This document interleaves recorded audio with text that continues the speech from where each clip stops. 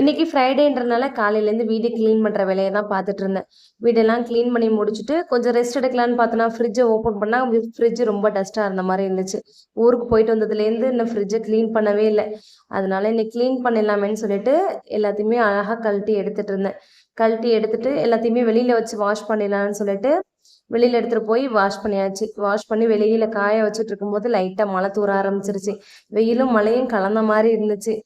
வெஜிடபிள்ஸும் wash பண்ணாமே அப்படியே வச்சுருந்தேன்னா அதையும் எடுத்துகிட்டு போயிட்டு அப்படியே வாஷ் பண்ணி வெளியிலே காய வச்சுட்டு அப்படியே அழகாக ஆர்கனைஸ் பண்ணி எடுத்து வச்சுட்டேன். இன்னைக்கு ஃப்ரைடேயா அதனால சாமிக்கு விளக்கேற்றி சாமிக்கு பூஜை பண்ணி சாமி கும்பிட்டாச்சு. கரெக்டாக நான் சாமி கும்பிட்றப்பெல்லாம் எனக்கு பூவே கிடைக்க மாட்டேங்குது. அது என்னமோ தெரியல. பரவாயில்ல, கடவுள் ஏற்றுப்பாங்க அப்படின்னு சொல்லிட்டு சாமிக்கு பூஜை பண்ணிட்டு தம்பிங்களும் ஸ்கூல் விட்டு வந்துட்டாங்க. அவங்களையும் பார்த்துக்கிட்டு மாவு அரைக்க வேண்டியது இருந்துச்சு. அதை அப்படியே சைட் பை சைடாக மாவு அரைச்சிட்டு இருந்தேன்.